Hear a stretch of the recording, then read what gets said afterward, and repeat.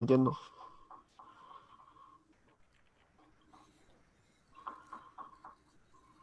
Perfecto, gracias. Buenas noches con todos. Mi nombre es Walter La Plata, director del Centro de Ilustración Republicana. En esta noche nos convoca esta conferencia con el doctor Farid Kahat y tenemos también como invitado panelista a Paul Orant para conversar sobre los efectos de esta pandemia, de esta situación a nivel internacional. Antes de poder presentar a nuestros invitados, a nuestros ponentes, quiero hacer simplemente mención del fallecimiento, del sensible fallecimiento, de la pérdida que hemos tenido hoy como comunidad de los liberales al doctor Arturo Salazar. Eh, Pésame de nuestra parte como institución para toda la familia, para todos aquellos que lo conocieron y que fueron instruidos por él. Una sensible pérdida para todos hoy. Damos nuestro sentido pésame. Para empezar, en esta noche tenemos al doctor Farid Kahat y voy a pasar a presentarlo ante ustedes. El doctor Farid Kahat tiene un PhD en gobernabilidad por la Universidad de Texas en Austin, Estados Unidos. Ha sido miembro de la Comisión Consultiva Ad hoc del Ministerio de Relaciones Exteriores sobre delimitación marítima con Chile. Es un experto en temas de seguridad internacional y Medio Oriente. Ha sido comentarista en temas internacionales de CNN en español, columnista del diario El Comercio, en Perú, Reforma en México y América Economía es un medio web también. Es profesor principal en el Departamento de Ciencias Sociales de la Pontificia Universidad Católica del Perú. Doctor, buenas noches y muchas gracias por estar esta noche con nosotros. Gracias, buenas noches. Tenemos también como invitado y panelista en esta oportunidad a Paul Laurent, quien es ensayista y escritor, educado en la Universidad Nacional Mayor de San Marcos, autor de los libros Suma Ácrata, La política sobre el derecho, El misterio de un liberal. También ha colaborado en diversos diarios como en Expreso y Correo. Forma parte del comité académico del Centro de Ilustración Republicana. Muchas gracias, Paul Laurent, por estar también con nosotros esta noche. No, a ustedes por la invitación. Un honor estar con ustedes y compartir la Vamos, mesa con Farid. Voy a explicar brevemente el formato que vamos a tomar. Va a comenzar 20 minutos el doctor Cajat. Vamos a concederle luego 10 minutos para los comentarios de Paul Laurent. Luego regresa la exposición del doctor Cajat, 10 minutos adicionales y le concedemos 5 minutos también a Paul Laurent para sus comentarios. Luego de ello, abrimos las preguntas para los asistentes. Pueden escribirlo aquí en el chat del Zoom o en la plataforma del fanpage del CIR. Yo voy a hacerles llegar las preguntas a ellos. Muy bien, doctor Cajat, nuevamente le agradezco por estar con nosotros. Le concedo el tiempo y la... Gracias, buenas noches a todos. Primero voy a hacer una mención muy general a lo que se da en llamar en relaciones internacionales el orden internacional liberal y cómo tanto China como Estados Unidos se ubican frente a él. Y luego voy a pasar al tema de cómo esta pandemia podría afectar las relaciones internacionales a futuro o la política internacional en general. En relaciones internacionales, cuando se habla de un orden internacional liberal, básicamente se habla de dos momentos en la historia de la posguerra. De hecho, uno de ellos durante la propia guerra, la Segunda Guerra Mundial. Primero, el orden económico internacional creado en Bretton Woods. Bretton Woods es una reunión en Estados Unidos, en un pequeño poblado de ese nombre en Estados Unidos, todavía durante la guerra, en donde se crean el Fondo Monetario Internacional, el Banco Mundial y el GATT, que luego se va a convertir en la Organización Mundial de Comercio. El componente más estrictamente político de ese orden liberal estaría dado por la creación de un sistema internacional basado en instituciones y derecho, como la ONU, y las instituciones que lo conforman, pero también algunos añadirían a organizaciones o alianzas como la OTAN, en tanto la OTAN era una alianza de democracias liberales. Y claro, uno podría decir Estados Unidos es el creador en buena medida de ese orden internacional liberal. China es un régimen político de partido único, una dictadura de partido único, con un fuerte intervencionismo estatal en la economía, donde todavía un tercio de la economía es explicado por empresas públicas. Y entonces algunos creen que China es un enemigo natural de ese orden. La paradoja es que la relación tanto de China como de Estados Unidos con el orden internacional liberal es más compleja de lo que uno podría pensar. China, por ejemplo, menciono 3 instituciones para que vean la complejidad de la relación que tiene China con ese orden. Muchos dirían que el momento clave del despegue económico de China es su ingreso a la Organización Mundial de Comercio.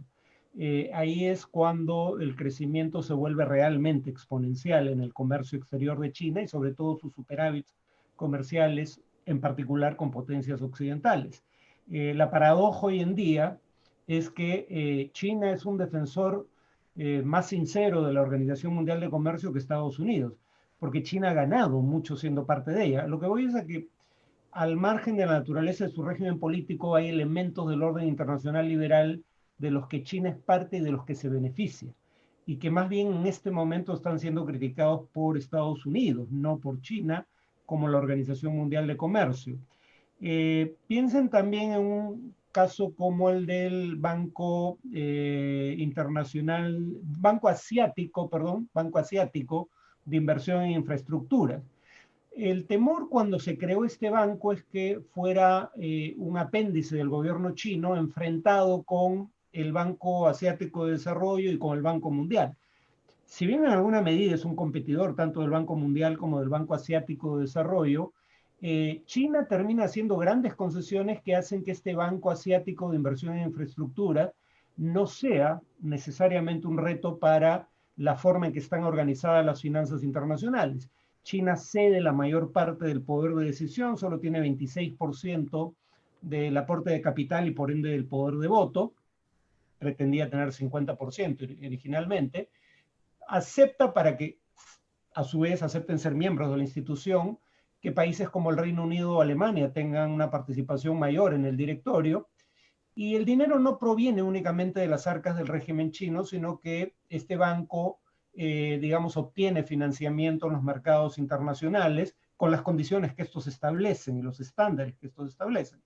Entonces, cuando uno ve una institución creada por el régimen chino, como este banco al que he hecho mención, el banco obviamente le resta presencia al Banco Mundial, el Banco Asiático de Inversión en Infraestructura, compite con el Banco Mundial, que financia inversión en infraestructura, compite con el Banco Asiático de Desarrollo, pero compite en términos que son los habituales en los mercados financieros internacionales creados desde las potencias occidentales.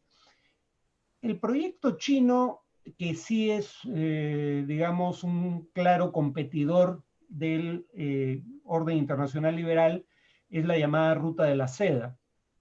Desde el nombre es problemática, porque la Ruta de la Seda tuvo sus momentos de auge bajo el mando de 2 imperios.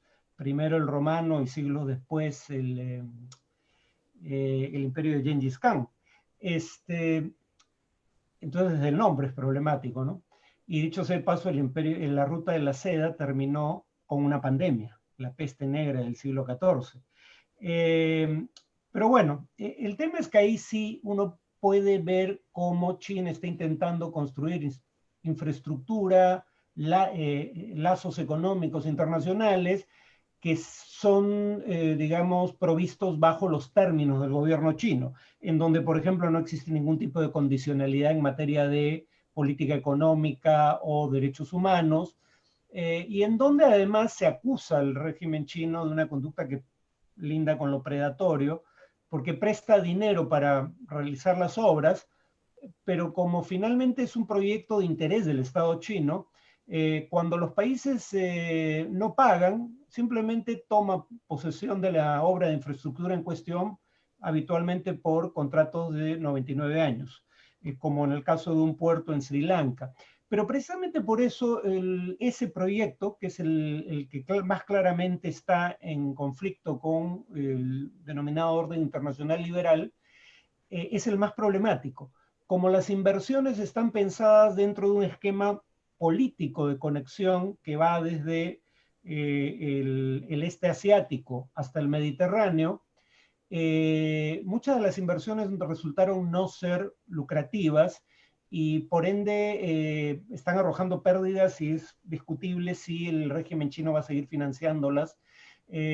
Cuando no es acusada, como ya mencioné, China de una conducta predatoria, porque cuando Sri Lanka no puede pagar el préstamo, China toma control del puerto por 99 años, y hay la discusión sobre, dada la conducta de China en el mar del sur de China, la discusión de si los puertos que se construyen presumiblemente con fines comerciales no tendrán finalmente un propósito militar. Pero este proyecto es el más complicado para China también, ¿no? O sea, es el que más resistencias genera, bueno, en todo caso el que más dudas genera sobre la intención, pero es el que peor va, ¿no?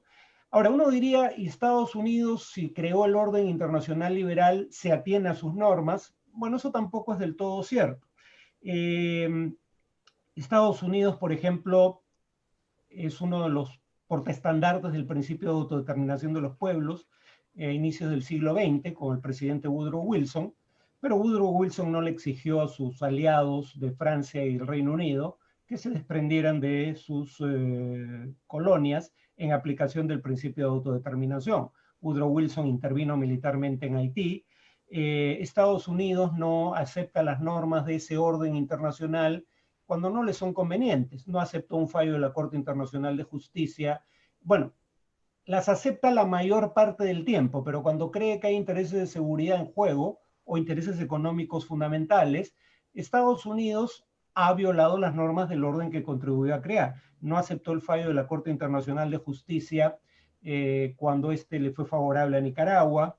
Impuso cuotas de exportación voluntarias, lo pongo entre comillas, porque Japón tuvo que ceder, no es que tuviera es como la negociación con las clínicas, ¿no? Si tú dices, bueno, o aceptas los nuevos términos o te expropio, tu poder de negociación es virtualmente nulo y qué tan voluntaria sea tu decisión es discutible. Pero estableció cuotas de exportación, no libre comercio con el Japón. No quiero decir que Japón fuera liberal en materia de comercio, pero digo, Estados Unidos también actuó contra los principios liberales en materia de comercio, y también ha ido, digamos, ha torpedeado la Organización Mundial de Comercio desde antes de que llegara Trump.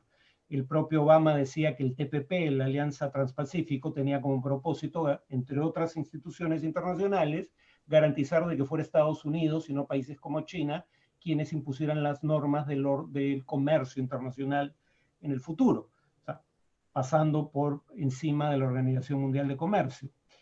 Y con Trump habría que añadir que si bien Estados Unidos era parte del orden internacional liberal y respetaba sus reglas en la mayoría de los casos, aunque se reservaba el derecho a ignorarlas cuando consideraba que había intereses importantes en juego, la diferencia que introduce Trump es que Trump es ideológicamente hostil a este orden internacional liberal. Por eso hace cosas que no habían hecho otros gobiernos, como retirarse del Acuerdo de París sobre el cambio climático, retirarse de la Organización Mundial de la Salud, retirarse del Tratado de Limitación de Armas Estratégicas. El primero de los cuales, si no mal no recuerdo, lo firma Ronald Reagan, un presidente republicano. Pero como repito, el problema con Trump es que parece ya, más allá de tener una actitud pragmática en la cual quiero mantener este orden porque me favorece en lo esencial, pero me reservo el derecho a ignorar sus normas cuando lo crea conveniente. Trump no quiere mantener ese orden necesariamente y, por ejemplo, está saboteando a la Organización Mundial de Comercio. Por cuestiones de tiempo lo dejo acá y paso a temas más vinculados a la pandemia. Disculpen si esto parece un poco desordenado, pero estoy cortando temas, ¿no? Empezaría por el tema de la Organización Mundial de la Salud. Lo que hay que recordar es que la Organización Mundial de la Salud es parte de el sistema de Naciones Unidas. y el sistema de Naciones Unidas es un sistema intergubernamental, es decir, creado entre los gobiernos que lo constituyen. En ese sentido, la OMS no puede funcionar debidamente en un contexto en el cual las dos economías que representan 40% del producto global, de la economía del mundo, Estados Unidos y China, y que representan más de un tercio del financiamiento del sistema de Naciones Unidas, entran en conflicto entre sí. La OMS no puede darse el lujo de antagonizar ni a China ni a Estados Unidos. Cuando China y Estados Unidos cooperaban con la OMS, como el año 2009, la OMS tuvo un manejo, en la medida de sus posibilidades, adecuado de la pandemia de ese momento, el H1N1, que en retrospectiva casi hemos olvidado, porque en el Perú virtualmente no hubieron muertes, por ejemplo, a diferencia de esta pandemia en la que ya tenemos más de 8.000 muertos, sin contar, digamos, las muertes no diagnosticadas, que probablemente sean algunas veces más que el total que tenemos hasta ahora, probablemente 3 o 4 veces más. No hubo nada remotamente parecido al 2009, por eso no nos acordamos de esa pandemia. Pero en esa pandemia la OMS tuvo la cooperación de Estados Unidos y China. En este momento el conflicto entre Estados Unidos y China es lo que hace que la OMS funcione, o mejor dicho, tenga un desempeño disfuncional, porque todo parece indicar que la OMS ignoró evidencia de que la información inicial procedente de China no era precisamente fidedigna. Pero no tenía fuentes propias de información porque tenía que atenerse a lo que le dijera el gobierno chino.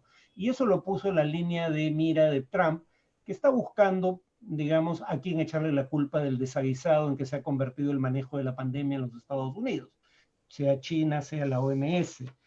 En materia de economía, la pandemia está generando un mayor papel económico del Estado, incluso de parte de gobiernos que inicialmente se resistieron a invocar normas existentes en su legislación para intervenir económicamente. Por ejemplo, el de Trump, que decía que invocar un acta llamada Acta de Producción para la Defensa del año 50 podía colocar a Estados Unidos en una situación parecida a la de Venezuela. En Estados Unidos no se hace lo que se hace en Venezuela, y terminó invocándola ¿para qué? Para obligar a General Motors a fabricar respiradores mecánicos, una línea de producción que no es habitual en General Motors, y además a un precio preestablecido y tenía que proveerlos al Estado. O sea, incluso gobiernos que han sido ideológicamente hostiles a la posibilidad de llevar a cabo este tipo de prácticas han terminado recurriendo a ellas. ¿Qué riesgos tienen estas prácticas? Dos fundamentales. En primer lugar, el intervencionismo estatal siempre va asociado o a mayores tributos o a mayor endeudamiento público. En este caso es básicamente mayor endeudamiento público. En un contexto en el que el mundo ya estaba, digamos, teniendo niveles de endeudamiento de empresas, familias y gobiernos difíciles de sostener. Si uno suma la deuda de hogares, empresas privadas o empresas en general y estados a nivel global, la deuda global equivale a más de 3 veces el producto global, o sea, la economía del mundo. Si un país tuviera un nivel de endeudamiento de ese tipo, se diría que es un país inviable. Pero bueno, nadie ha dicho todavía que el mundo es inviable, pero digamos, ya entramos a la crisis con una deuda total que era 322% la economía del mundo. Y producto de la intervención económica durante la pandemia, esa deuda va a crecer. Cuando una deuda se vuelve insostenible, nadie lo sabe con certeza, pero más de 300% con seguridad debe ser, digamos, un umbral preocupante. Además está el tema de la privacidad y cómo algunos gobiernos han usado la pandemia para recortar derechos, en muchos casos dentro de las normas de un Estado democrático con división de poderes, por ejemplo, Taiwán y Corea del Sur, que en el caso de Taiwán obliga a la gente, obligaba cuando había cuarentena o cuando alguien era aislado, estaba obligada si salía de su casa a llevar su teléfono celular. ¿Por qué? Porque por un sistema de GPS podían ubicarlo por celular y saber si estaba cumpliendo o no con el aislamiento. Y claro, ustedes dirán que lo haga Taiwán, que es una democracia con división de poderes, y que lo haga en un contexto de pandemia, uno diría, bueno, puede explicarse. Pero en primer lugar, hay estados que han hecho algo similar sin ser democracias representativas o con división de poderes. Y entonces esto se puede convertir, China popular, por ejemplo, eso se puede convertir en un mecanismo simplemente de rastreo ilegal de las actividades de las personas, por no mencionar el hecho de que su derecho a la privacidad ha quedado vulnerado. En países como Hungría, el gobierno de Víctor Orbán ha aprovechado las circunstancias para que el parlamento en el cual su partido tiene mayoría le conceda el poder de gobernar por decreto, incluyendo el derecho a, si cree que la emergencia continúa, postergar indefinidamente procesos electorales. Entonces hay gobiernos que han aprovechado estas prerrogativas de manera autoritaria, pero incluso cuando se hacen en democracia, con un poder judicial que podría enmendarle la plana al Ejecutivo, la pregunta es si son medidas temporales o si van a permanecer una vez que acabe la pandemia, ¿no? Finalmente, porque creo que me quedan pocos minutos, en lo económico, también la pregunta sería cuántos de los cambios que estamos viendo, que acabo de describir, son temporales y cuántos van a perdurar en el tiempo. Creo que algunos de los cambios principales son temporales. Por ejemplo, ahora hay una tendencia a buscar autonomía en lo económico, pero a buscar autonomía en algunos casos, o en un gran número de casos, a través de medidas proteccionistas y a través de devaluación de la moneda para ganar competitividad en mercados internacionales. Yo diría que esa probablemente no sea una tendencia que perdure en el tiempo, porque ya vivimos esta historia. Durante la Gran Depresión de los años 30, algunas de las principales economías del mundo apelaron a este tipo de medidas: proteccionismo comercial, devaluación de la moneda, pero como todas las grandes economías hicieron lo mismo, las medidas se neutralizaron mutuamente.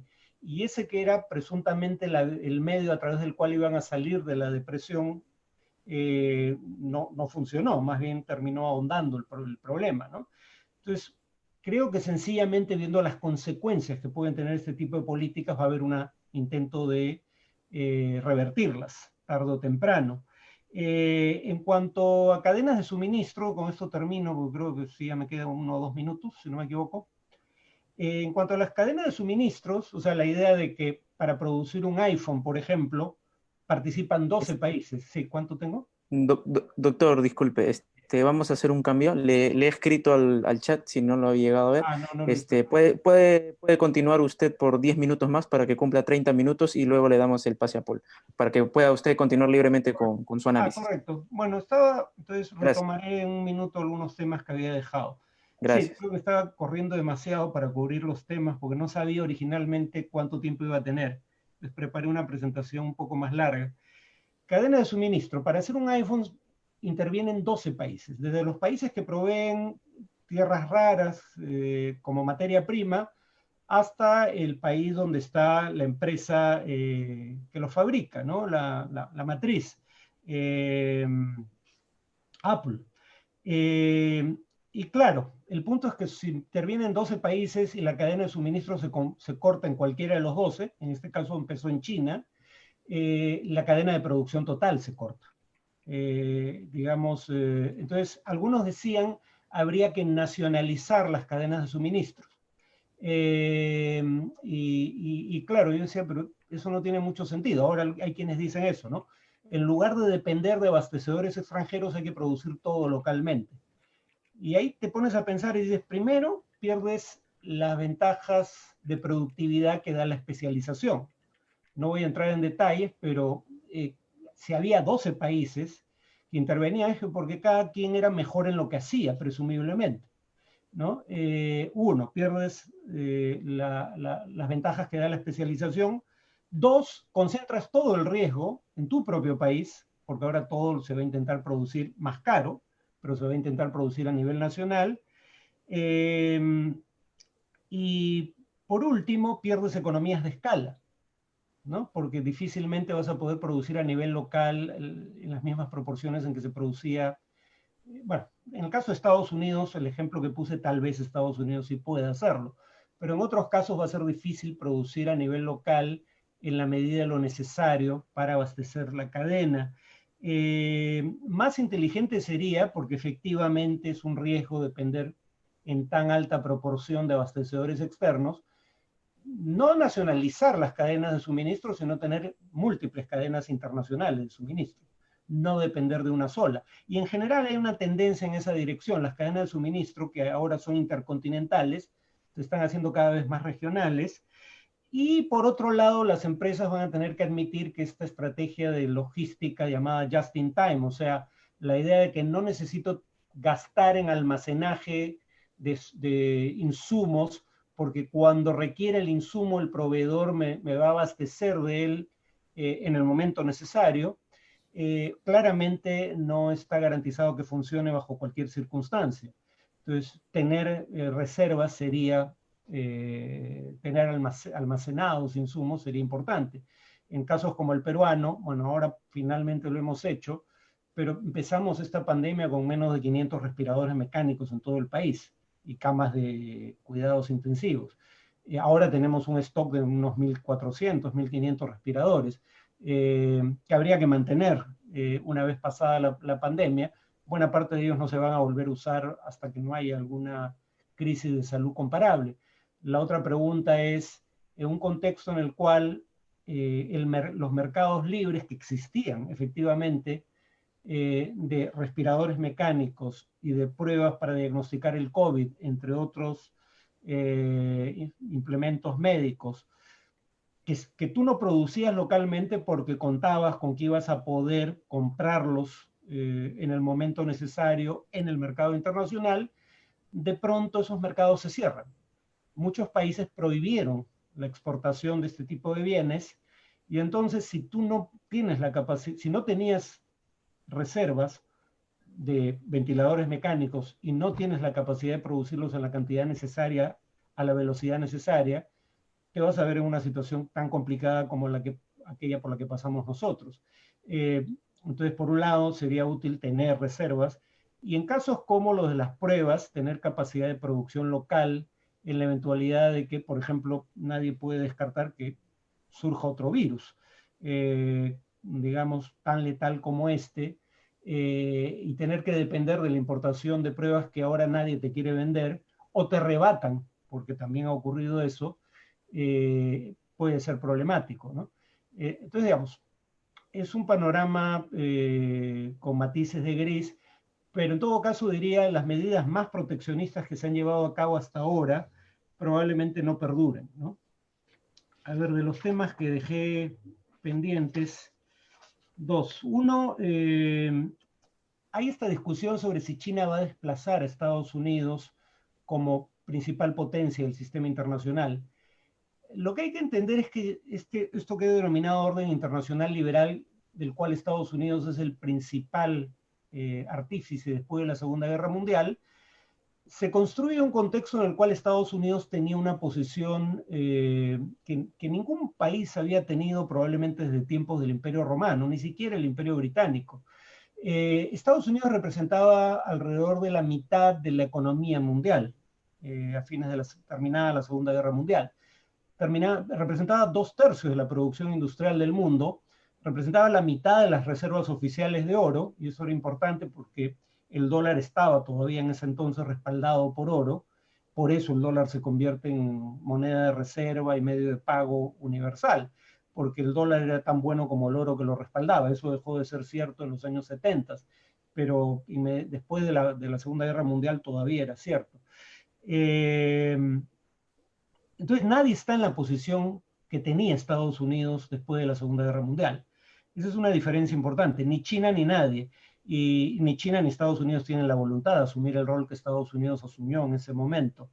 La otra cuestión es que, pese a la naturaleza del régimen chino, hay una diferencia fundamental cuando se habla de una guerra fría entre China y Estados Unidos, hay una diferencia fundamental en la relación entre China y Estados Unidos comparada con la relación que existía en la verdadera Guerra Fría entre la Unión Soviética y Estados Unidos. La Unión Soviética y Estados Unidos virtualmente no tenían relaciones económicas. De hecho, los bloques tenían muy poca relación económica entre sí, no solo la Unión Soviética. La Unión Soviética lideraba un bloque compuesto por toda Europa Oriental, ¿no? Nada, virtualmente ninguno de esos países tenía una gran relación comercial o de inversión con Occidente. Con China la cosa es totalmente distinta. China es el segundo socio comercial de Estados Unidos después de Canadá. Estados Unidos es el primer socio comercial de China. Estados Unidos, si mal no recuerdo, es la primera fuente de inversión extranjera en China. China es el primer acreedor mundial de la deuda pública estadounidense. Son economías tan interpenetradas y además son países con armas nucleares. Digamos que difícilmente libraría una guerra temiendo que puede escalar al plano nuclear. Entonces, al margen de la naturaleza de los regímenes políticos, ambos tienen incentivos para buscar mantener sus conflictos de interés, que obviamente van a perdurar, no van a ser nunca aliados, pero mantener sus conflictos de interés dentro de un marco institucional, digamos, compartido, ¿no? Porque lo que está en juego es demasiado grande para ambos. Por ejemplo, cuando Trump, con esto termino, pone barreras comerciales a las importaciones procedentes de China, algunas de esas importaciones eran fabricadas por filiales de empresas estadounidenses afincadas en China. Entonces, al cerrarte al comercio con China, afectabas también a empresas de matriz estadounidense, ¿no? No sé si dejé pendiente algo, creo que no. Sí, creo que eso era básicamente. Bueno, gracias. Muchas gracias por su exposición, doctor Cajat. Ahora le extendemos el tiempo para también los comentarios a nuestro panelista Paul Loren por 15 minutos. Adelante. Sí, gracias. Bueno, reitero mis saludos a Farid y bueno, yo obviamente no soy un experto en el tema internacional, simplemente participo aquí como un ciudadano y ciertamente como un defensor de principios, en este caso liberales, que es el público objetivo al que va dirigido este evento, esta conversación. Una de las cuestiones que sin duda más interesa a un liberal, ¿no? A un defensor de derechos individuales, tanto con relación a la vida como al patrimonio, sin duda es el impacto que puede tener esta situación de la pandemia, como se ha señalado, las diferentes posturas que han tomado los diferentes gobiernos con relación a los derechos fundamentales. A ver, eso me traía a colación o me retrotraía a los padres fundadores de ciertas ideologías en general, ¿no?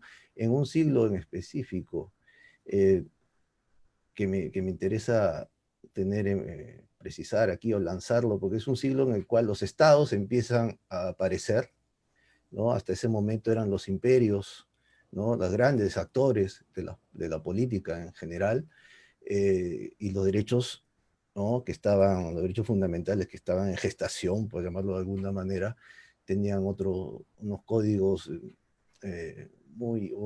unas relaciones con el poder bien interesantes, porque es momento genésico, que es el siglo XVII. El siglo XVII, donde tenemos a Hobbes, a Locke, que es el padre del contractualismo y del liberalismo, a fines del siglo XVII. El siglo XVII es un siglo en el cual se da pandemias, ¿no? Se da en toda Europa durante mucho tiempo una serie de situaciones de ese tipo, emergencias sanitarias, pero también se dan cambios climáticos muy severos, casi durante todo el siglo XVII, o sea, esa situación que a su vez activa sequías, que a su vez eso activa desplazamientos militares. Es el siglo de la guerra de los 30 años, por ejemplo, ¿no? Y toda esa situación va a invitar a ciertos pensadores a lo largo y ancho de Europa, pero aunque básicamente lo que hoy día conocemos como Europa Occidental, ¿no? Sobre todo la zona norte, Inglaterra, Holanda, la gestación de hombres que empiezan a plantear qué tipo de Estado se debe propugnar, ¿no? o sistema de gobierno, para no usar una anacronía, o ser más preciso en la medida de lo posible. Y esos sistemas de gobierno, dentro de ese espectro, teníamos desde un Hobbes, que planteaba posturas autoritarias, ¿no?, verticales con relación al poder, pero también dentro de su esquema autoritario planteaba un esquema en el cual la ley tiene un peso muy importante, pero también la propiedad.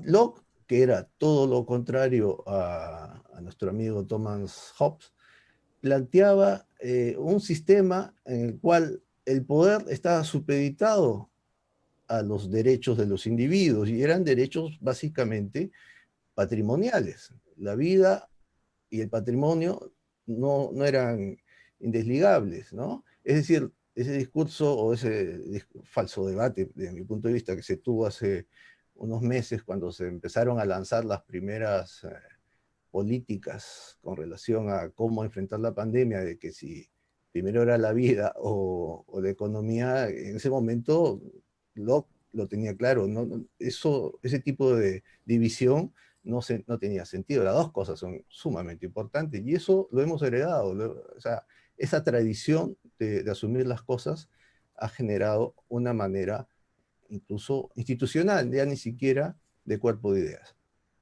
Desde esa perspectiva, hemos tenido en ese momento, siglo XVII, repito, que es un gran siglo de los teóricos políticos, ¿no?, una visión del orden justo que va más ligado a la importancia de que sean los ciudadanos los que decidan cómo cuidarse, más que sea la autoridad gubernamental. Y hay otro punto a resaltar ahí que quizás de mi particular modo de ver es quizás el punto más resaltante. En ese momento los estados no tenían el poder que hoy día tienen. La capacidad de involucramiento en el día a día de la gente que tiene que tienen los estados en líneas generales es inmenso. Puede involucrarse, ya no obviamente la tecnología hoy en día permite un involucramiento mayor, pero durante todo el siglo XX eso se notó, o sea, esa tendencia de buscar moldear, ¿no?, al hombre y asimilarlo y tenerlo casi ya no como un ciudadano, sino como un conscripto a la causa de la patria, ¿no? Ese tipo de situación es interesante porque nos habla de que estamos ante unos estados que en situaciones de este tipo, como señalaba Farid, pueden tener la tentación de ir más allá de los sagrados derechos fundamentales, para ser rimbombante al respecto, pero que a su vez esa rimbombancia nos indica que sí hay derechos importantes, pero a su vez tienes una institución que podría generar ciertos problemas, sobre todo en países que tienen serias falencias institucionales. No es lo mismo tener un gobierno como el alemán, por ejemplo, o el inglés, que decide tomar la sanidad privada, por ejemplo, que en América Latina, que tener posiciones similares. Es verdad que dentro incluso de la propia tradición liberal, se asume que en situaciones como esta, los estados, los gobiernos, tienen la facultad de poder agenciarse tanto de los recursos públicos, porque eso obviamente son recursos públicos, ¿no? Puede establecer, romper todas las amarras o todos los sistemas de control sobre temas públicos o recursos públicos, pero también puede entrar a escoger y tomar recursos privados, ¿no? Pero repito, no es lo mismo ese tipo de escenarios, ese tipo de decisiones en países como los nuestros, donde sí podría generar una serie de cuestiones que van a ir más allá del momento de la pandemia. Ese escenario lo tuvimos hasta hace unas horas, por decir, con relación al intento de expropiación o la promesa, o yo creo que fue bastante ruidoso, ¿no? Y más ligado a la ignorancia del presidente de la República cuando invocaba un artículo que no era pertinente, cuando tiene una ley general de salud que le permite hacer una acción mucho más puntual, ¿no? Pero repito, ese tipo de acción, por ejemplo, el expresidente ecuatoriano Correa la hizo cuando no, o intentó hacerla, cuando no hubo pandemia. Es decir, siempre hay un punto ahí de buscar aprovechar la situación. Eso en nuestros espacios nacionales sí tiene un peso gravitante. ¿Qué es lo que podemos ver después o lo que vendrá después? Eso es difícil establecerlo, pero en un contexto de que estamos a un año de elección, o menos de un año de la próxima elección presidencial, yo creo que sí tenemos ahí ciertas cuestiones que nos pueden llamar a preocuparnos sobre cómo se ha tomado determinadas posturas que, que al final nos pueden terminar costando muy caro. Yo soy de los que creen que la mayoría de los gobiernos en general han sido en sus decisiones mucho más perjudiciales que el virus mismo. Si tienes la experiencia en la cual durante siglos los virus siempre han estado, las pandemias siempre se han dado, las situaciones de este tipo sanitarias siempre se han dado, lo único nuevo es que tienes hoy en día, a lo largo y ancho del planeta, una serie de instituciones llamados estados nacionales que tienen una gran capacidad de acción. ¿Cuántos de esos estados han actuado de manera, a ver, con todo el poder de su estado para controlar o tratar de hacer menos perjudicial este episodio lamentable de la pandemia? Si es que actuaron en consecuencia o realmente interesados en la población o buscaron hacer creer que realmente ellos podían tener un norte mejor si es que las cosas, en el caso que se soltaran las cosas así de manera libre, como en un momento el primer ministro de Inglaterra lo señaló, por ejemplo, ¿no? Que decía, bueno, al fin y al cabo podemos asumir de que esto se va a extender, de que todos se van a contagiar, ¿no? Eh, a la luz de los hechos, en el caso peruano, bien vemos que la cosa ha ido por ahí, a pesar de que tenemos un ministro que ha dicho que ha salvado a 140 y tantos mil peruanos. Eh, no sé si eso es cierto, o sea, no tengo manera de saberlo, planteo la duda, ¿no?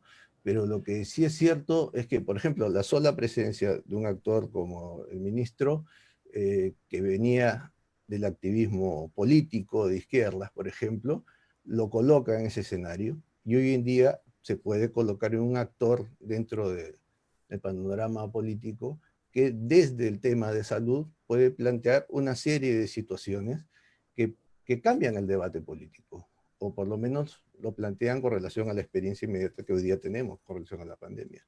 Entonces, ese tipo de situaciones eh, obviamente se iban a dar. O sea, tampoco es que digamos, oh, qué sorpresa. O sea, todo tipo de situación de este tipo genera la presencia de ciertos individuos en el poder que buscan, voy a poner a aprovechar, pero en el buen sentido, no quiero plantear ahí una cuestión de mala fe, ¿no? Porque el político siempre busca eso. Bueno, lo podemos ver en el Congreso, pero en los ministerios se da exactamente lo mismo. El asunto es que si la pandemia terminó siendo realmente un momento de oportunidad, sí, claro que lo es. El asunto es que si esa oportunidad termina afectando, en el caso puntual nuestro, una serie de situaciones que se han venido se han venido dando a lo largo de los años. Por ejemplo, es verdad, en los últimos años el Perú ha venido creciendo económicamente mucho menos y tuvo un frenazo en la economía mucho antes de la pandemia. ¿Cuánto más de perjudicial o de freno se puede dar a partir de la pandemia. Obviamente va a ser mayúsculo. Pero ¿cuánto de esas políticas públicas que se han empezado a dar para remediar la pandemia y cuántas de esas mismas posturas, con esos mismos actores que han impuesto esas políticas públicas, después pueden colocar soluciones de gobierno que pueden terminar siendo mucho más onerosas de soportar económicamente, pero también con relación a los derechos ciudadanos, ¿no? Entonces, ese es algo que en lo particular a mí sí esto me preocupa. Eso por el lado interno. Obviamente el lado internacional, la cosa es más compleja. Repito, no es mi campo, pero si tenemos un escenario internacional en el cual ya desde hace un tiempo, en el caso norteamericano, como bien lo ha señalado Farid, no tienes el presidente norteamericano ni remotamente un defensor del libre comercio, sino que la verdad es el capricho del señor Trump. O sea, cualquier cosa puede venir por ahí, es totalmente incierto lo que puede plantear, ¿no? Incluso para su propia nación. Entonces no hay un parámetro que nos pueda indicar cierta predictibilidad de las acciones del gobierno norteamericano por ese lado. Pero por el otro lado también tenemos un escenario, es que si es que los chinos, esta postura de intervenir con inversiones con empresas públicas en diferentes partes del mundo, es parte de ese esquema que pueda favorecer el libre comercio, la división internacional de trabajo, ¿no? O termina siendo alentadora de esquemas de corrupción que, como señaló Farid, en algunos estados se viene dando con la inversión del capital chino, básicamente, que es inversión de empresas ligadas más al poder que a instancias de mercado, a instancias puramente económicas, ¿no? Entonces, bajo todo ese panorama, bajo este espectro de pandemia, que de paso, y ahí creo que voy terminando porque ya creo que me toca, que tenemos una institución como la Organización Mundial de la Salud que ha sido sumamente cuestionada, no solo por los Estados Unidos, sino yo creo por buena parte de la opinión pública internacional con relación al comportamiento de esta pandemia, pero también hay que tener en cuenta que durante años ya venía siendo, a ver, cuestionada por ciertas alarmas que podían, quizás se tomaron como exageración. Por ejemplo, se señaló lo de la gripe porcina, eso fue creo el 2008, ¿no? Y es cierto, la gripe existió, también en el 2004 hubo el SARS en Asia, pero en el 2008 se dieron posturas que para algunos fueron sumamente exageradas en ese momento. Y yo creo que ese es el primer punto de asomo de una Organización Mundial del Comercio que empieza a ser cuestionada. Se suspendió un partido de fútbol, me acuerdo, en México, ¿no? Por la Copa Libertadores. Incluso suspendieron los vuelos de México a Lima, me acuerdo. Y eso fue muy criticado, ¿no? Y hoy día tenemos lo que sucedió con los reportes que Taiwán le estaba mandando a la Organización Mundial de la Salud y que simple y llanamente no se escucharon, no se vieron, no se oyeron, ¿no? Es decir, ahí hay un panorama interesante, por lo menos, porque va a plantear cierto reacomodo. Yo creo que la relación de Trump con la OMS yo creo que será episódica, o sea, será una anécdota dentro del esquema, pero lo cierto es que la OMS tiene mucho que explicar. Se ha acusado que tiene cierta presencia de intereses del gobierno de la República Popular China, y eso hizo, porque es obvio, que Taiwán no se ha escuchado, ¿no? Y que el mundo haya pagado esa cuenta, porque la verdad es eso. Hemos terminado con un problema mucho mayor cuando pudo haber sido enfrentado de otra manera si se hubiera tenido la información a tiempo, y hubo, creo yo, bastante tiempo para eso, ¿no?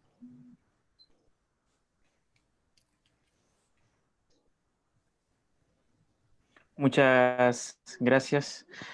Antes de pasar al siguiente segmento, voy a saludar y agradecer a las instituciones que nos están acompañando y ayudando también con la organización y difusión de este evento, a IPL Libertad, Atlas Network, República Liberal y Liber y Libertas. Muchas gracias a todos y cada uno de ellos por su colaboración. Vamos ahora a pasar a la parte de la réplica. Vamos a darle 10 minutos adicionales al doctor Farid Kahat y luego de él la dúplica la tendrá Paul Laurent con 5 minutos. Luego de ello pasaremos a la parte de las preguntas. Adelante, doctor Kahat, su tiempo. Bueno, lo haré más, trataré de hacerlo en menos de 10 minutos para que haya más tiempo para preguntas. Sobre el tema de la relación entre si salvar vidas o salvar la economía, efectivamente, es un falso dilema, ¿no? Voy a publicar un artículo el domingo en el Diario del Comercio, bueno, en realidad en la página web, ahorita no está saliendo en la edición impresa, justamente sobre este tema, ¿no? Porque efectivamente, cuando el ministro dice salvamos tantas vidas, es un contrafáctico. Si no hubiéramos hecho lo que hicimos, habría muerto mucha más gente. Ahora, no lo dice solo el gobierno, lo dice también, por ejemplo, especialistas como Raji Barham, el de El Martillazo y el Huayno, que se encontró con el presidente. Él decía, por ejemplo, que de no haberse hecho nada, no de haber seguido una estrategia distinta, de no haber seguido estrategia alguna, en los 5 primeros meses de la pandemia se hubieran producido 87,000 muertes, si no me equivoco. Estamos hablando marzo, abril, mayo, junio, básicamente un mes más, ¿no? Y la cifra que tenemos ahora es de algo más de 8,000. Si creemos los cálculos que, por ejemplo, saca, si no me equivoco, Hildebrand en sus 13 hoy día, en carátula, son en realidad no 8,000, sino 27,000. Pero si fueran 27,000, seguiría siendo mucho menos que el cálculo de Barham. Ahora, el problema es que es difícil persuadir a la gente de cómo hubieran sido, respecto a cómo hubieran sido las cosas de haberse tomado otro curso de acción, porque eso no ocurrió. Y entonces, si dices, en lugar de 27,000 tendríamos cerca de 80,000 muertos, es difícil saber aquilatar esa información porque el escenario descrito nunca tuvo lugar. Por eso, sin embargo, creo que hay otros datos que son interesantes, ¿no? Por ejemplo, en esta pandemia, en lo que va de ella, hay países en Europa, todos casi, que siguieron medidas relativamente estrictas de distanciamiento social, algunos con cuarentenas. No todos, pero desde cerrar colegios hasta cuarentenas y todo lo que puede haber en medio. El único país que no hizo eso fue Suecia. Podemos al cabo de unos meses comparar las tasas de mortandad. Si a Suecia la comparamos con los países nórdicos, el resultado es pasmoso. Por ejemplo, con el país de mejor desempeño, que es Noruega, si comparamos de Suecia con Noruega, la tasa de muertes por cada 100,000 habitantes de Suecia es 10 veces mayor que la de Noruega. No una, no 2 veces mayor. Es casi 3 veces mayor que la de Finlandia, es unas 5 o 6 veces mayor que la de, perdón, que la de Dinamarca, 2 a 3 veces mayor que la de Dinamarca, 5 a 7 veces mayor que la de Finlandia, más de 10 veces la tasa de muertes de Noruega. Comparo países nórdicos porque tienen niveles similares de gasto social y desarrollo humano. Si comparas a Suecia con el resto de Europa queda mejor, pero queda mal igual. Suecia es el quinto país, bueno, hasta el 21 de junio, porque esto cambia día a día, era el quinto país con mayor tasa de muertes por cada 100,000 habitantes del mundo. Y el segundo era el Reino Unido, que creo que ya pasó a primer lugar, y el Reino Unido inicialmente tomó la misma actitud que Suecia, de, digamos, no adoptar medidas severas de distanciamiento social. Según un estudio de la Universidad de Cambridge, la británica, porque hay una Universidad de Cambridge en Estados Unidos también, la mitad de las muertes en el Reino Unido podrían haberse evitado de haber tomado medidas de distanciamiento social desde el principio. Nuevamente, ¿cómo saber qué hubiera pasado si las cosas se hubieran hecho distintas? Estas estimaciones siempre tienen grados de error muy grandes, ¿no? Pero claramente las cosas hubieran sido peor. Entonces, hay más o menos evidencia suficiente en esta pandemia como para saber que las medidas de distanciamiento social salvan vidas. Y también hay evidencia de que si bien la economía tiene una caída dramática en cualquier escenario, hagas lo que hagas, no hagas nada o tengas cuarentena más toque de queda, como en el Perú, las economías caen. Pero hay suficiente evidencia como para creer que las medidas severas de distanciamiento social no tienen un efecto mucho mayor sobre la economía, o peor sobre la economía, que por ejemplo no hacer nada. Estados Unidos es un buen lugar para medir este tipo de cosas porque en Estados Unidos las decisiones sobre estos temas las toman los gobiernos estatales, no el gobierno federal. Entonces es fácil comparar estados o incluso comparar ciudades. En la gripe española, las ciudades que tomaron medidas de distanciamiento social severas les fue mejor económicamente después de la pandemia que aquellas que no tomaron ese tipo de medidas, ¿no?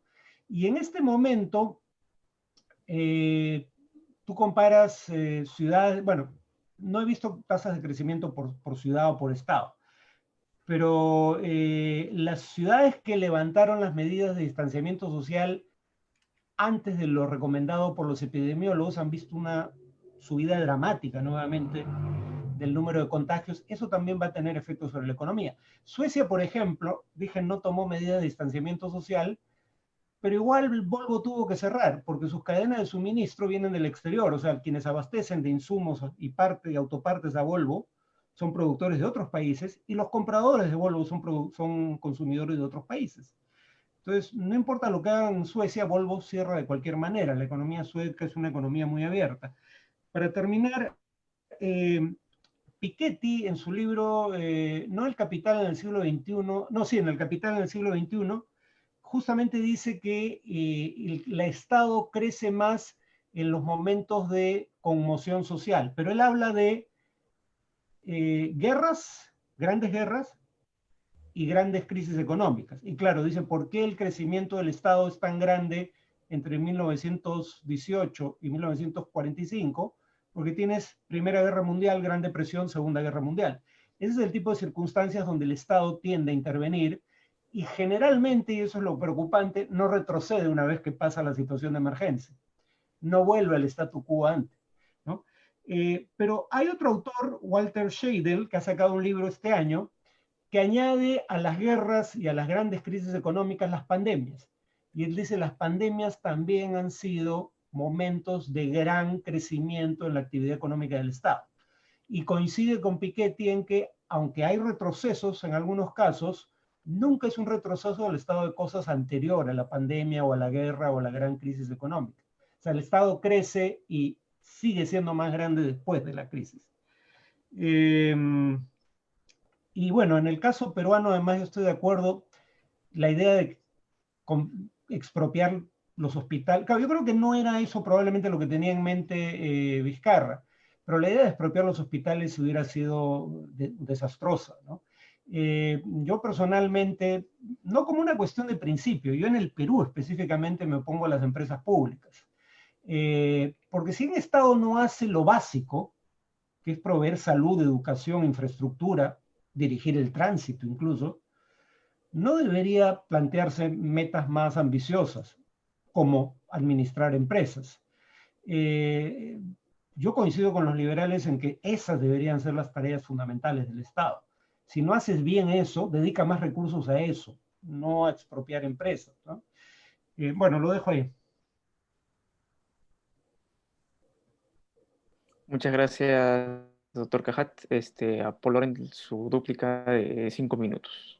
Sí, bueno, me vino a la mente el libro de Paul Kenny que hablaba exactamente sobre el mismo tema, de cómo crecen los estados, aunque él lo centra en las guerras, ¿no? En la Primera y Segunda Guerra Mundial, eh, pero sí, cada situación de este tipo genera un impacto mayor de aumento de poder. Por eso mencionaba a los hombres del siglo XVII, perdón, porque ellos ya veían eso y estaban peleando, sobre todo la generación de que la forma, lo que llamamos hoy día liberalismo, estaban construyendo, ¿no? Un cuerpo de ideas donde repotenciaban la idea del individuo, de la sociedad, que es gestora, actora, ¿no? Y que tiene el protagonismo, y no el Estado, ¿no? Y lo hacía en una situación donde la actividad de la beneficencia no era estatal como hoy en día, ¿no?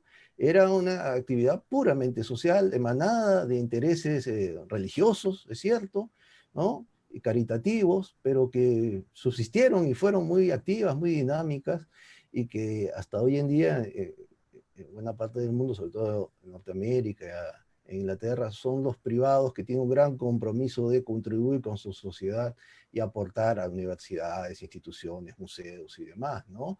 Es decir, generas riqueza, pero a su vez tienes una actitud moral de compartir y tratar de que la gente pueda también disfrutar de una calidad de vida mayor a través de diferentes instancias, ¿no? Es ese esquema de gente que puede resolver o obtener una participación muy activa la que invita a este tipo de pensamiento. Eh, Eso también nos lleva a otra situación, que es lo que se había estado señalando, ¿no? Se hablaba la danza de Yaguani, perdón, los martillazos, los famosos martillazos, eh, y quizás van a venir estudios sobre el tema, va a ser inevitable, pero ¿cómo comparar eso en sociedades europeas que se puede dar martillazos con sociedades, con actores, con individuos, con ciudadanos que tienen mayormente, están en planilla, que viven en zonas urbanas con todas las comodidades, eh, que tienen refrigeradoras para empezar, ¿no? Frente a una sociedad como la nuestra, donde en la Gran Lima el tugurio es lo que manda, donde no hay agua, 8 millones de personas indica que no tienen agua, entonces las cosas cambian radicalmente, pero radicalmente, y eso se verá, ciertamente, se verá, pero el escenario no es el mismo, y yo creo que ahí hay una cuestión que ha resentido mucho, ¿no? Que ha golpeado, porque uno puede discutir, ¿no? Si la cuarentena de todo el país o focalizada y demás, pero lo cierto es que tenemos un escenario social muy diferente a lo que en otros lugares ocurre. Y creo que has estado copiando, mirando hacia realidades que no tienen manera de comparación frente a nuestra realidad, ¿no? Ese es un tema, eh, yo creo que sí se va a tomar en cuenta en los próximos, cuántas tesis se producirán a partir de esto, a partir de esta situación yo creo que van a ser muchísimas, ¿no? Entonces, ese tipo de panoramas ciertamente nos invita a pensar qué es lo que en los próximos años debemos de tener como sociedad, ¿no? Si tenemos en cuenta de que tenemos un Estado a su vez, si decimos grande, es grande en aspiraciones, ¿no? Es como un tipo, esos obesos, ¿no? El obeso no es fuerte, es torpe, grande, está lleno de achaques, enfermedades. Ese es el Estado que muchos liberales vemos, que al final lo que hace es que no cumple, como se había señalado, como bien había puntualizado Farid, no había entrado a defender ciertas cuestiones que el mismo Estado se ha comprometido. Siempre le digo como en broma y en serio a muchos, digo, bueno, si el Estado se decide estatizar el Carrión, por ejemplo, haría un gran avance, porque está tomado por delincuentes, pero hace muchos años, realmente hace décadas.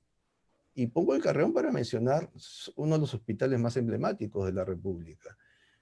Sin embargo, tenemos políticas públicas que van para diferentes aspectos de la vida en sociedad y, y se empieza a perder el objetivo primordial de un Estado, de un gobierno, ¿no? Que es defender la vida y defender la propiedad. Y al final lo que hemos tenido es un Estado que deja la intemperie, ese tipo de situaciones, ¿no? No has defendido la vida adecuadamente, es verdad que la situación de la pandemia era algo, crucemos los dedos, ¿no? Y que lo que se puede hacer en buena hora, pero sabíamos muy bien qué es lo que venía, ¿no? Y lo que venía es lo que tenemos hoy en día en las cifras, y seguramente se irán a sincerar como se ha sincerado en Chile hace una semana.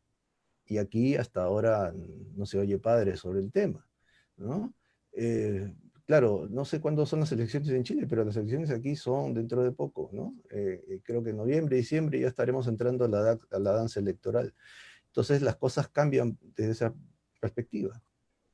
Así que, bueno, para ir concluyendo, mi perspectiva sobre ese punto es, a partir de la visión de la enseñanza de la pandemia, deberíamos empezar a exigir un Estado más dedicado a lo que los liberales siempre hemos apuntado, ¿no? A defender institucionalidad y defender lo que da mejor calidad de vida, ¿no?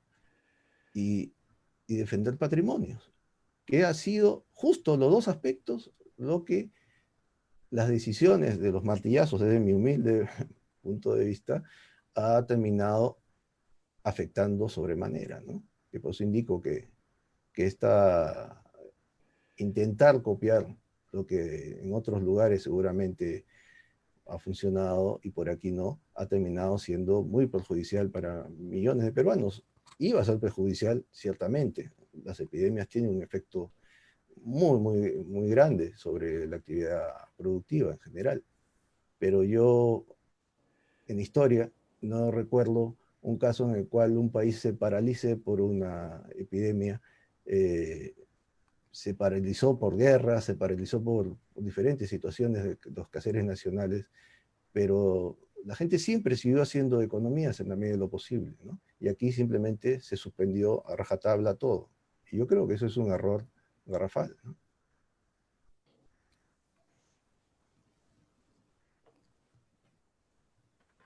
Muchas gracias. Le damos nuevamente nuestro agradecimiento a Paul Laurent y a Farid Cajat por estar esta noche con nosotros. Vamos a pasar a la ronda de las preguntas. Hay varias que se han escrito en el fanpage, en la transmisión en vivo, y aquí las que me han hecho por el chat. Si quieren hacer los asistentes, los que están aquí, nos acompañan en el Zoom, pueden escribir sus preguntas y yo se las hago llegar a los ponentes. A ver, una primera pregunta que hacen para el doctor Cajat dice: ¿se ha acentuado o acentuará la guerra comercial y geopolítica entre Rusia, China y Estados Unidos a raíz del COVID y la ampliación de las facultades de control sobre la población? El comercio entre Rusia y Estados Unidos es mínimo. El comercio y la relación económica en general de China y Estados Unidos es la más importante del mundo. Yo creo que no va a haber una escalada de acá a noviembre, porque en un contexto en el que ya hay previsiones de caída de 6,5%, 6,5% del producto en Estados Unidos, el Fondo Monetario acaba de revisar al alza, perdón, a la baja, mejor dicho, la caída al alza. Bueno, va a aumentar el porcentaje de caída de las economías. Y eso presumo que también incluye Estados Unidos. O sea, que estamos hablando de una caída que debe andar entre 6,5% y 7%. Uno. Dos, ya van 122,000 muertes por la pandemia, con tendencia a crecer significativamente porque como se ha reabierto la actividad económica y en algunos casos antes de que cayera la tasa de contagios, como recomendaban los epidemiólogos, muy pronto vamos a empezar a ver un crecimiento nuevamente del número de muertes por día. En ese contexto, reiniciar las hostilidades comerciales con China sería para Trump como, digamos, el tiro de gracia. Entonces, y creo que China tampoco tiene interés en reiniciarlas. Hay un acuerdo parcial en vigencia. Creo que Trump va a utilizar a China como estrategia de campaña. Finalmente, el término populista se puede utilizar para políticos de izquierda o de derecha. Y si algo es común a todos los populistas, es que la culpa siempre es de alguien más. Para Trump van a ser la OMS o China. Las muertes no son culpa suya. Entonces creo que no va a haber una escalada acá en noviembre. La pregunta es qué pasa después de noviembre. Precisamente porque la situación económica va a seguir siendo muy precaria todavía el próximo año.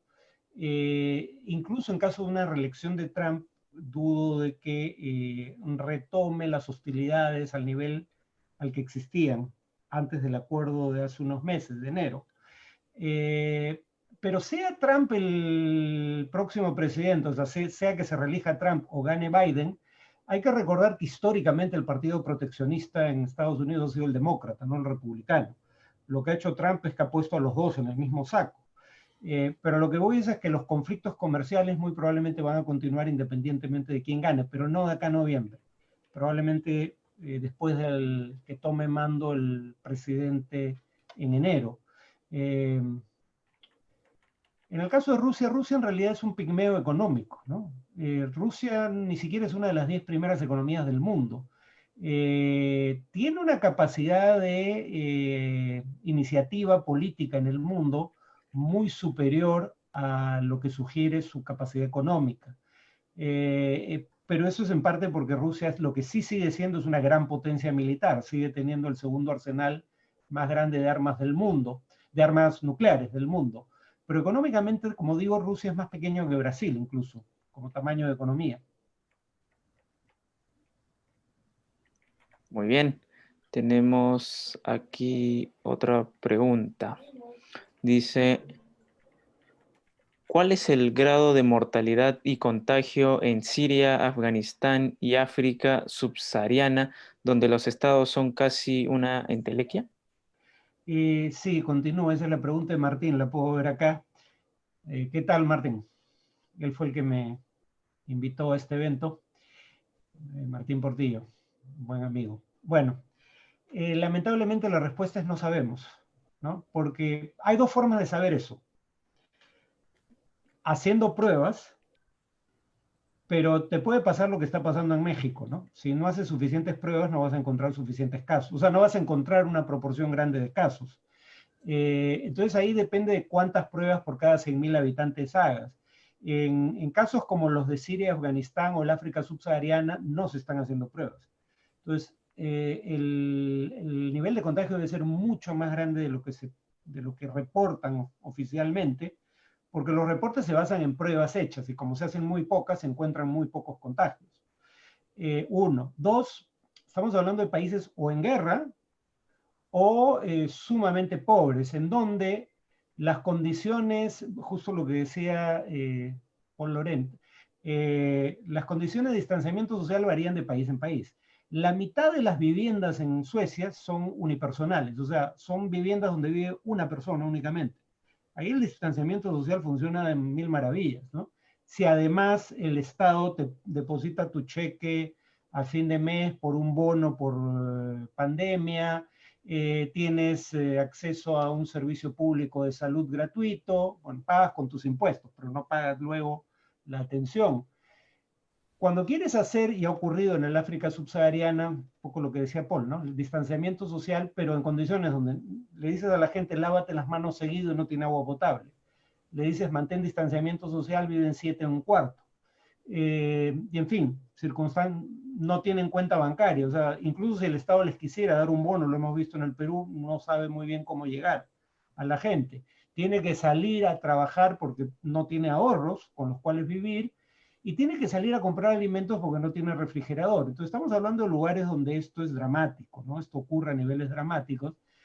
Entonces probablemente los contagios sean mucho más altos de lo que se reporta, pero ahí sí, digamos, decenas de veces, o por lo menos más de 10 veces lo que se reporta. Pero no sabemos con certeza porque no se está midiendo. La otra forma, decía, hay dos, es contar muertes excedentes. O sea, tú sabes cuánta gente muere normalmente en el mes de abril de cada año. Y sabes cuántos más podrían morir en abril del próximo año, porque obviamente la población crece en la mayoría de países. Y por ende puede haber mayor número de muertes. Y entonces lo comparas con cuántos han muerto en el transcurso de la pandemia y ves cuál es la diferencia. Eso es lo que llaman muertes excedentes, o sea, adicionales a las que mueren habitualmente bajo las circunstancias normales. Pero nuevamente ahí no hay ese tipo de contabilidad de manera fidedigna, ¿no?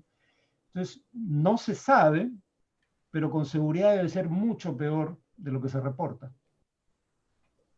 Muy bien, vamos a sacar algunas preguntas del Facebook, que también han hecho algunas. Para Paul Laurent dice, ¿el no tener un mercado plenamente libre agravan los problemas que causa la pandemia?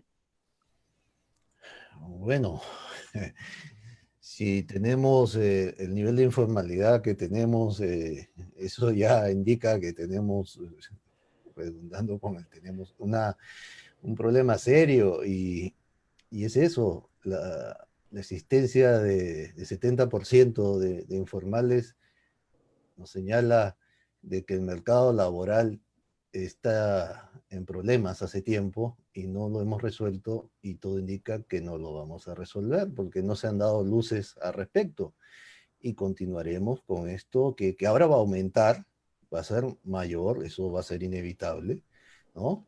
Sea por la pandemia misma, sea por la mala gestión o por la exitosa gestión, lo que sea, la cosa que la cifra va a aumentar y la calidad de los derechos se resienten, si es que existían derechos. Una república se gesta en base a individuos que se reconocen iguales entre sí. Ese es el éxito institucional de una república, ¿no? Y de ahí todo para adelante. Pero aquí tenemos un 30% de gente que está en la norma y la inmensa mayoría, el 70% o más, que simple y llanamente esto legalmente no existe, es un paria legal. Y eso nos indica que tenemos un serio problema de hace décadas. Hemos crecido, hemos avanzado en muchas cosas, pero no hemos superado eso. Y de paso, eso nos habla de un país esto todavía sumamente deficiente. Porque si vives al día, esto tiene los problemas lógicos de vivir al día, ¿no? Y si ese día se te cerró durante más de 100 días, ya para qué les cuento. Voy a contar algo que lo vi ayer. Yo necesitaba un gafitero que siempre lo tuve a la mano, solo tenía que caminar unas cuadras y lo encontraba y ayer lo encontré. El hombre estaba recogiendo cartones, estaba con sobrepeso, ¿no? Y me di cuenta que tenía un problema, ¿no? Lo dejé, seguí mi camino, dije, bueno, después que se desocupe lo volveré a ver, y lo vuelvo a encontrar una hora después en la misma escena. El hombre tenía problemas, algo había pasado en esos 100 días. ¿Cuánta gente así tenemos a partir de esta situación? Mucha. Entonces, ese es un problema real que en este tipo de situaciones que no son frecuentes afortunadamente, pero que son brutales porque te destruyen, y el ejemplo de este señor, que no es un hombre muy mayor, ¿no? Es un hombre de mediana edad, que, que ha perdido, ¿no? El horizonte, está como un indigente, sin razón ahora, ¿no? Que era un trabajador que se gana la vida al día. Eh, ese, ese, ese es el Perú de hoy en día para mucha gente. Y claro, lo que se busca es tratar de resolver eso, pero yo, o sea, no veo norte al respecto. Y eso es lo que me preocupa. Que nos coma la demagogia, que nos coma intereses muy diferentes al remediar un tema puntual como es lo que convocó a, a mucha gente para actuar en esta situación que hemos tenido, ¿no? O que seguimos teniendo y vamos a seguir teniendo porque esto tiene para largo, ¿no? Muchas gracias. Tenemos otra pregunta para el doctor Cajat. Dice, ¿cómo afectará la pandemia el equilibrio, las relaciones entre las potencias? Como digo, por un lado, ningún país tiene el poderío que tenía Estados Unidos al finalizar la Segunda Guerra Mundial. O sea, esa idea de un gran país que tiene capacidad de tomar la iniciativa para crear una nueva institucionalidad internacional ya no existe. Es cierto, sin embargo, que hay dos países que son vitales, sin los cuales no se hace virtualmente nada: China y Estados Unidos. Bueno, Estados Unidos y China, en realidad, en ese orden. Por dos cosas que mencioné y ahora menciono una más. Esos dos países representan, la última vez que vi cifras, Estados Unidos estaba como 24% de la economía mundial, la cuarta parte casi es Estados Unidos. Y China entre 16 y 18, estamos hablando poco más de 40, si esos datos son fidedignos. O sea, 40% de la economía del mundo son esos dos países. Estados Unidos es como 24% también del presupuesto de Naciones Unidas, de la OMS, ahora no, pero normalmente. China ya es 12% del presupuesto de Naciones Unidas. Entonces, sumen 24 más 12, es más de un tercio del presupuesto de Naciones Unidas, casi 40%. China y Estados Unidos, ahí sí ese es el orden, son los dos principales emisores de gases de efecto invernadero. No hay solución al cambio climático sin la contribución de China y Estados Unidos. Entonces, lo fundamental en cualquier posibilidad de cooperación internacional es que esos dos países se pongan de acuerdo. Hay quienes dicen China está ganando a expensas de Estados Unidos en esta pandemia. Yo no estoy tan seguro. Primero, Estados Unidos no perdió el liderazgo internacional, lo abandonó. A Trump no le interesa asumir un papel de liderazgo en la escena internacional. Bajo otro gobierno podría intentar por lo menos asumir un papel de liderazgo entre sus aliados, cosa que Trump no intenta hacer. En cuanto a China, China ahora quiere proyectar la imagen de una conducta ejemplar frente a la pandemia. Pero dos cosas. Fue el punto de origen, no solo de esta, también de la pandemia del SARS del 2003. Esa también empezó en China. Y también hubo ocultamiento de información, cuando menos a nivel de autoridades locales en un inicio. Algunos dicen que el Nobel de Economía, Amartya Sen, dice que no ha habido desde el siglo XX hambruna en democracia. Hay desnutrición crónica bajo regímenes democráticos, pero no casos de hambruna. Y una de las explicaciones que da es: en una democracia la información fluye libremente. Un gobierno no puede ocultar cosas como esa. En China se ocultó originalmente la epidemia local, que luego se convirtió en mundial, por eso se cambia de nombre de epidemia a pandemia, y se ocultó también a nivel local la información sobre el SARS de 2003. China es el origen de estos dos problemas. Es cierto que una vez que el problema surge, ha sido muy eficaz en afrontarlo, pero también habría que agregar que ha sido eficaz con métodos que son imposibles de aplicar en una democracia, porque son métodos autoritarios. La gente que no quería abandonar sus hogares era sacada a la fuerza. Cuando una persona estaba infectada y quería permanecer en su hogar, la sacaban a patadas, literalmente, ¿no? Y el punto es que no se necesita hacerlo de China. O sea, hay países que en democracia han tenido un mejor desempeño que el chino, como Corea del Sur, por ejemplo, ¿no? Entonces yo no creo que ninguno de los dos salga particularmente bien librado. La Unión Europea ahora finalmente está teniendo una discusión sobre reformas a futuro relativamente sustantivas. Por ejemplo, emitir deuda conjunta como Unión Europea.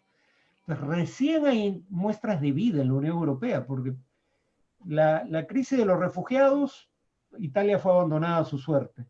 Antes de la crisis de los refugiados, la crisis de 2008-2009, Italia y Grecia fueron abandonadas a su suerte, por lo menos en una primera etapa.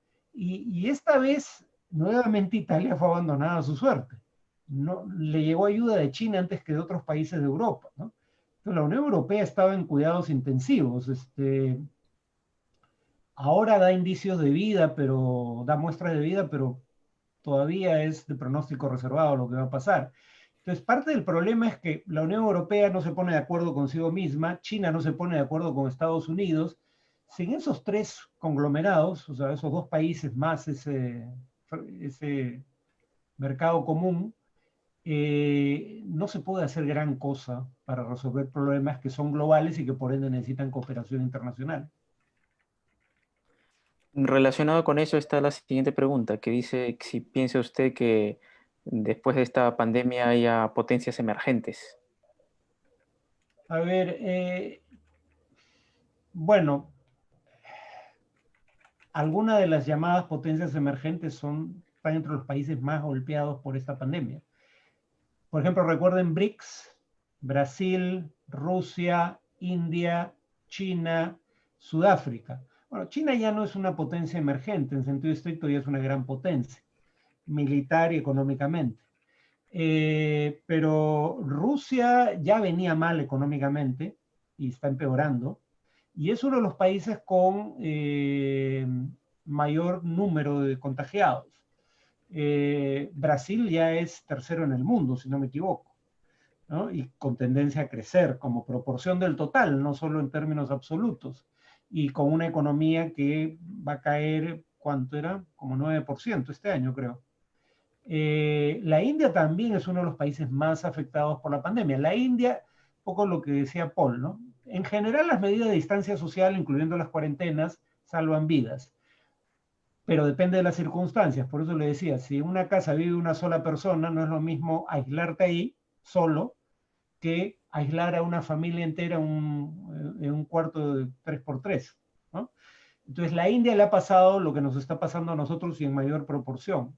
Tomó ese tipo de medidas, pero las circunstancias sociales no eran propicias para que funcione, entonces está teniendo problemas serios. Y Sudáfrica probablemente sea el país con más casos. Claro, Sudáfrica tiene la ventaja de que ellos sí están haciendo pruebas en cantidad suficiente como para saber cuál es el panorama. Pero en todo caso, Sudáfrica es el país con más pruebas, con más casos de personas infectadas en Sudáfrica, perdón, en África, si no me equivoco. Entonces, digamos, ninguna de ellas sale bien librada. Los países medianos, del grupo de los 20, por ejemplo, que salen bien librados, Corea y no sé si haya más, ¿eh? Bueno.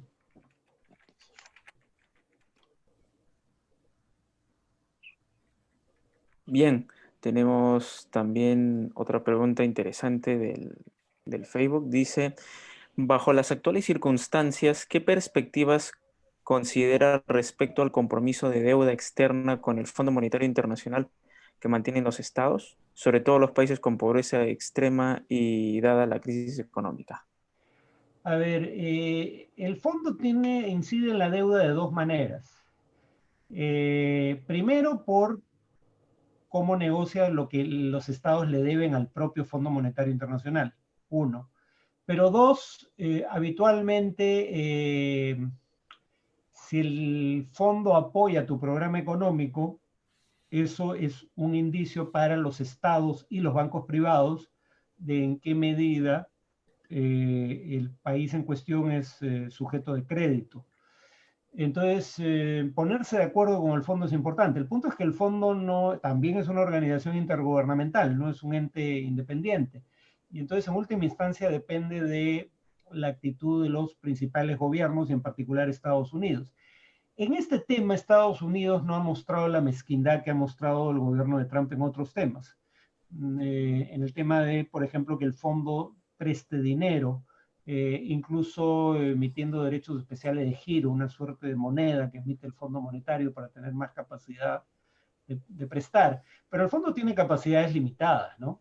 Y muchos países van a adquirir un nivel de endeudamiento que no van a poder pagar en condiciones comerciales sin ninguna duda. Si no se les da condiciones, digamos, periodos de gracia, reducción de intereses o incluso reducción del capital, hay países que van a ser crónicamente problemáticos, ¿no? Como decía, recuerden el dato que di, ¿no? Según Instituto Financiero Internacional, se llama la entidad que da el dato, la deuda mundial, familias, empresas y gobiernos, es 322%, era en septiembre del año pasado, 2019, 322% de la economía mundial, era más de 3 veces la economía del mundo. Súmenle la deuda contraída por la pandemia. Va a haber deudas que van a ser inmanejables, ¿no? Y en casos como el de Italia es grave porque cuando un país debe en su propia moneda, pues genera inflación y termina pagando una fracción de lo que debía, ¿no? No digo que sea algo encomiable, pero digo, hay salidas. Pero si ni siquiera tienes moneda propia, como es el caso de Italia, sin ayuda de la Unión Europea, Italia va a ser un país que no va a poder pagar su deuda. O va a tener una gran crisis como la griega hace unos años, o va a ir arrastrando el tema por años y simplemente va a seguir va a seguir disminuyendo el tamaño de su economía, ¿no? Bien, vamos a tener dos preguntas más antes de terminar. Hace un comentario, una comparación con Noruega. Según una epidemióloga de Noruega, se afirmó de que la cuarentena no era realmente necesaria, que se actuó con miedo y que en comparación con otros países fue muy restrictivo, ¿no? Países asiáticos también, donde tampoco hubo una cuarentena total, sino más bien una cuarentena más inteligente, ¿no? Bueno, la comparación con el países, con Perú. ¿Cómo podría usted evaluar las medidas entre países que han tomado medidas más restrictivas y países que no tomaron estas medidas? Yo usaba la frase distanciamiento social. La cuarentena es la forma más extrema de medidas de distanciamiento social.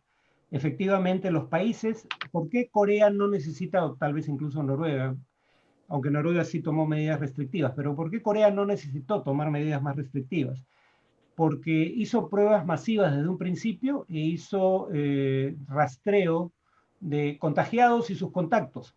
Pudo, por ende, tomar medidas selectivas porque sabía quiénes eran los contagiados y dónde estaban.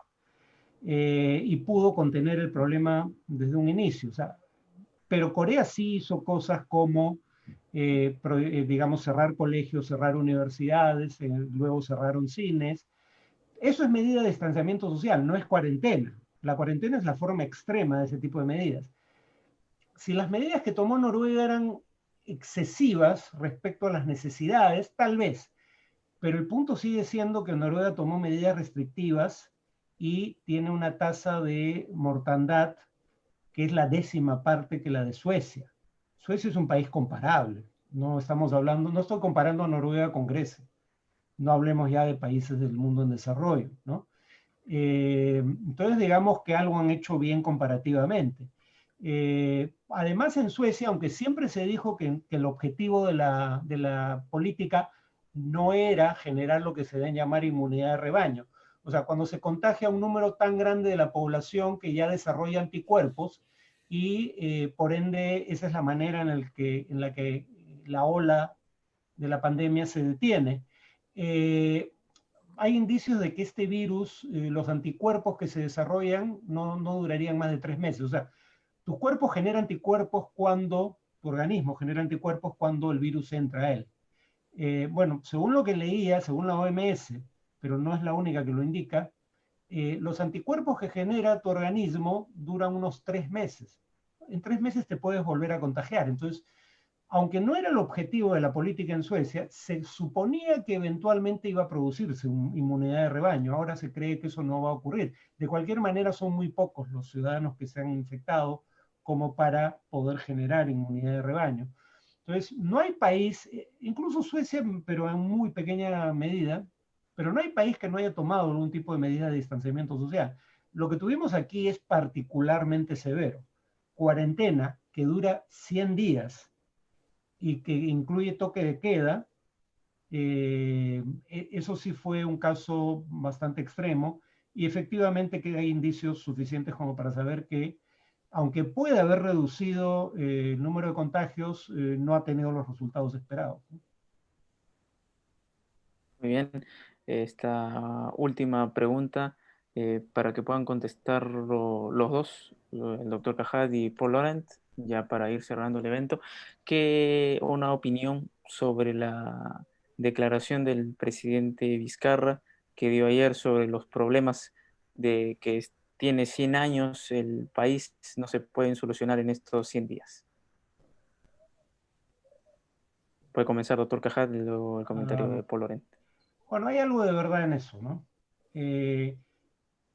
Cuando uno ve cifras, por ejemplo, de gasto en salud, el gasto en salud en el Perú ha crecido en los últimos años, buena parte del siglo XXI. Pero uno sigue siendo 4% del producto, el gasto público en salud, ¿no?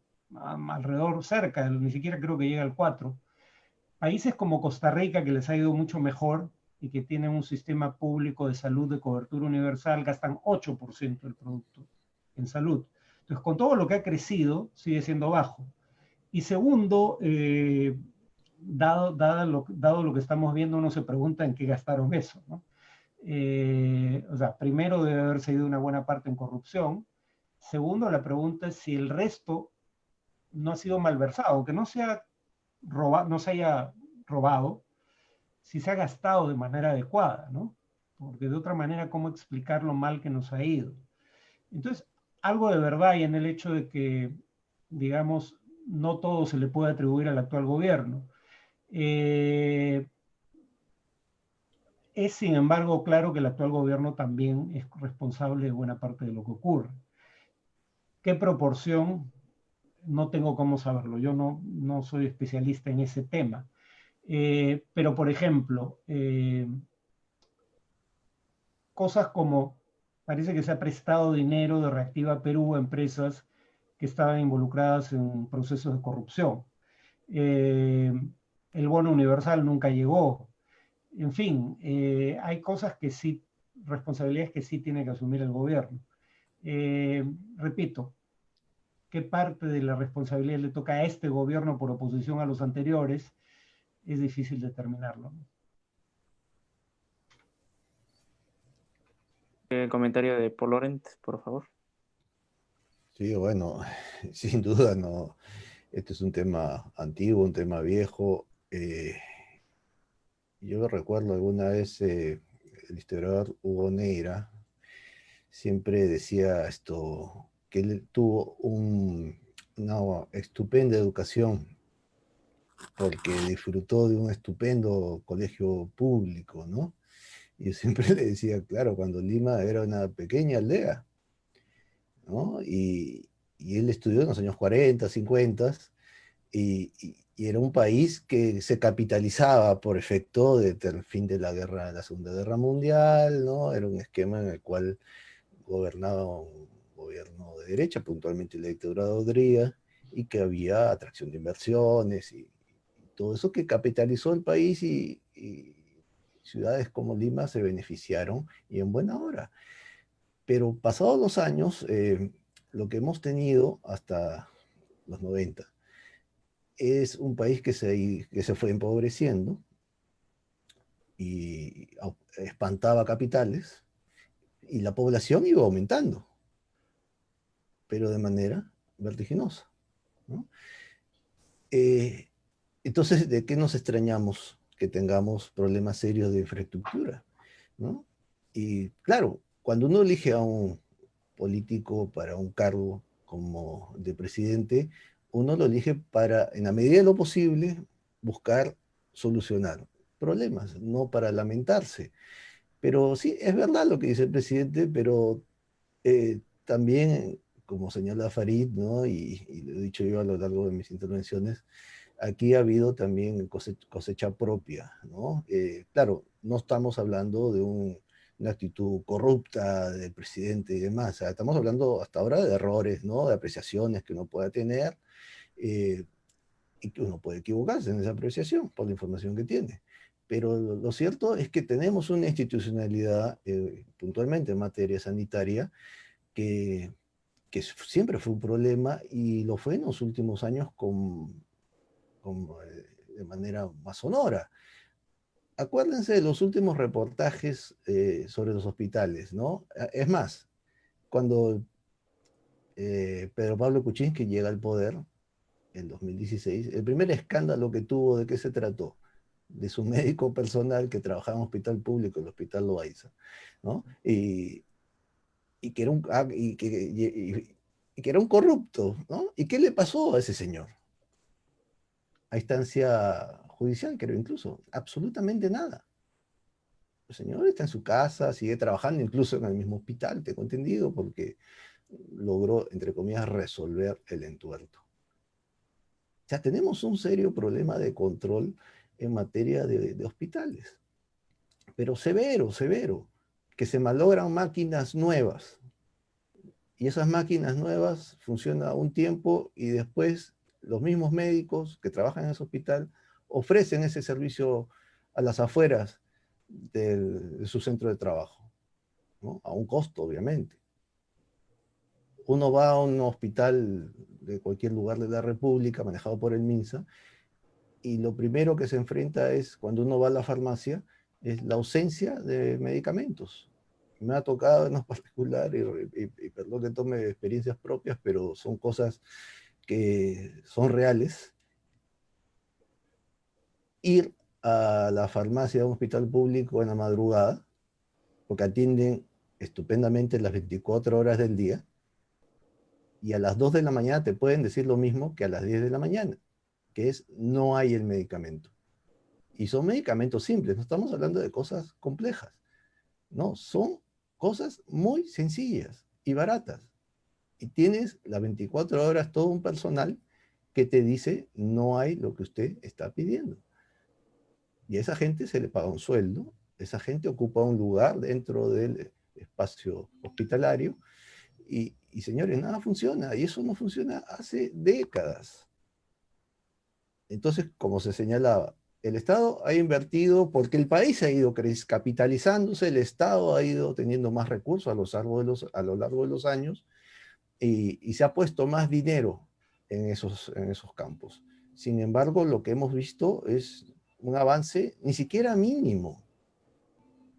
Otro tema que tenemos, la demagogia que se hace en cada campaña electoral. El mismo presidente ofreció que en el 2019 íbamos a inaugurar 80, o él iba a inaugurar 80 hospitales.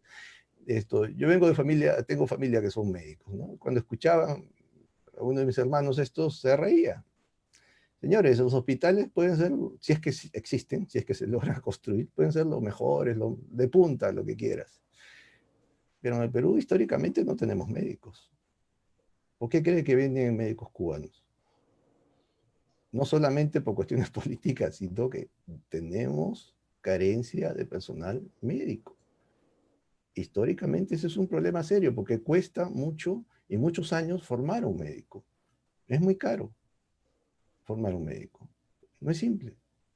Y con toda esta vorágine que hemos tenido de crecimiento, el Perú, a pesar de eso, no es un lugar atractivo para que vengan médicos del extranjero. La presencia de venezolanos en el país, y muchos de ellos médicos, ha sido como un milagro, porque en otras circunstancias esos médicos no venían aquí a trabajar, o se quedaban en su país o se iban a otro lugar. Sin embargo, lo hemos aprovechado muy poco. Es decir, el problema que tenemos es histórico y yo creo que ese debería ser un punto a resolver. Pero claro, nuevamente, la realidad nos indica que tenemos actores políticos eh, en el gobierno, que es normal que eso ocurra, ¿no? La expectativa del político, el político siempre anda especulando, ¿no? Viendo dónde puede sacar provecho, normal. El asunto es que estos actores políticos fueron nombrados para resolver un problema. Uno puede discutir que lo resolvió o no, que fracasó o no y demás.